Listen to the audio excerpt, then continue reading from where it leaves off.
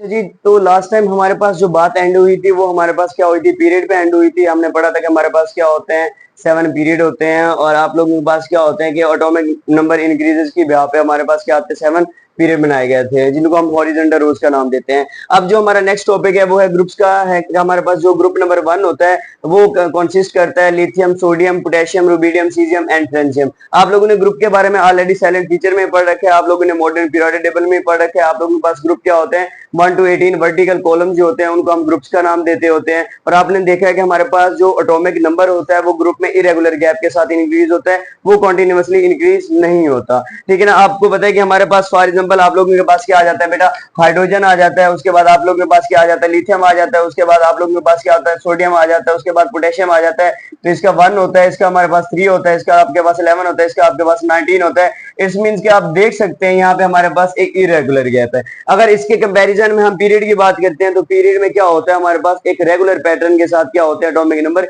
Increase होते हैं। अब हम देखते हैं ग्रुप नंबर 1 की बात करते हैं तो कंसिस्ट ऑफ, ये हमारे पास कंसिस्ट करता है lithium, sodium, potassium, rubidium, caesium and francium को कंसिस्ट करता है। साथ में इसके साथ फर्स्ट जो एलिमेंट होता है वो हाइड्रोजन होता है। उसके बाद हमारे पास अब हाइड्रोजन बेसिकली यहाँ पे इसलिए नहीं लिखा गया कि हाइड्रोजन की जो उसकी जगह है ना वो अभी तक हमारे पास स्पेसिफाई नहीं हो सकी कि हाइड्रोजन आपके पास क्या होता है, मेटल्स में भी आता है, नॉन मेटल्स में भी आता होता है।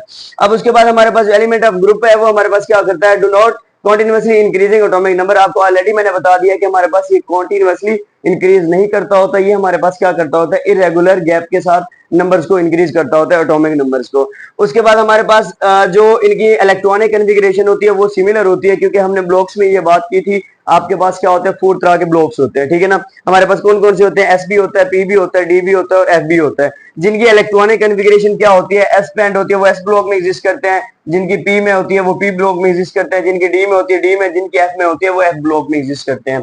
तो आपके पास क्या होते हैं, जितने भी ग्रुप हैं उनमें अगर जितने भी एलिमेंट हैं, ठीक है, उनकी इलेक्ट्रॉनिक कॉन्फ़िगरेशन एस पे एंड होगी तो वो एस ब्लॉक में एग्जिस्ट करेंगे, और जिनकी पी पे होगी पी में, और डी की डी वाले में, और एफ की एफ वाले में होगी। तो अब देखिए हमारे पास क्या होता है, अगर हम बात करते हैं फर्स्ट ग्रुप की, तो फर्स्ट ग्रुप में जितने भी बेटा आप लोगों के पास क्या आएंगे, एलिमेंट्स आएंगे, सबके लास्ट वाले शेल में हमारे पास क्या होगा, एक इलेक्ट्रॉन होगा। ठीक है ना। सपोज कर लेते हैं ये हमारे पास लास्ट वाले शेल है, ये हमारे पास न्यूक्लियस आ गया। अगर हम ग्रुप नंबर 2 की बात करते हैं तो उसमें जितने भी बेटा आप लोगों के पास क्या आएंगे, इलेक्ट्रॉन आएंगे।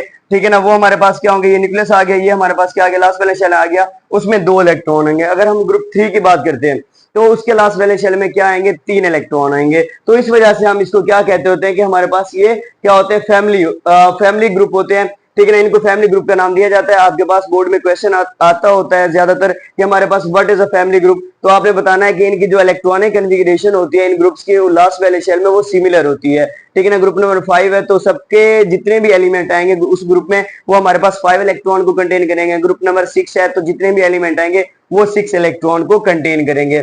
तो इस वजह से इसको फैमिली का नाम दिया गया है। उसके बाद हमारे पास जो group number 1 and group number आप लोगों के पास 2 आता है, वो हमारे पास क्या होते हैं, 13 to 17।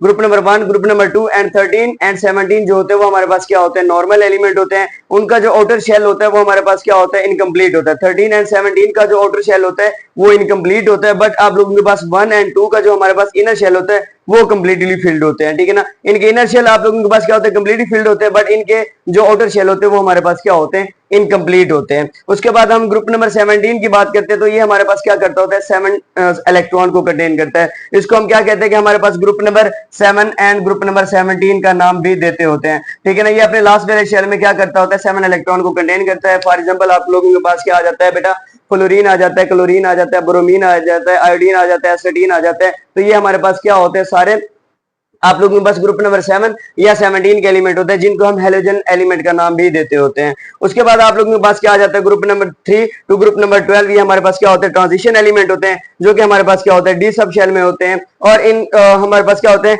In the process of completion, means कि आप लोगों के पास क्या होता है, जो जितने भी इसमें एलिमेंट आते हैं, ठीक है ना, उनका जो लास्ट वाले शेल इलेक्ट्रॉन होता है उसकी जो इलेक्ट्रॉनिक कॉन्फ़िगरेशन जो एंड होती है वो हमारे पास क्या होती है, डी सब शेल में, मींस के डी वाले आप लोगों के पास सब शेल में एंड होती है। दैट्स व्हाई इनको ट्रांजिशन एलिमेंट या डी सब शेल एलिमेंट्स का नाम भी दिया जाता है। अगर इस टॉपिक में आप से रिलेटेड कोई भी क्वेश्चन आ रहा है, इस टॉपिक से रिलेटेड कोई भी आपको डिफिकल्टी आ रही है, तो आपने लाजमी कमेंट सेक्शन में पूछना है।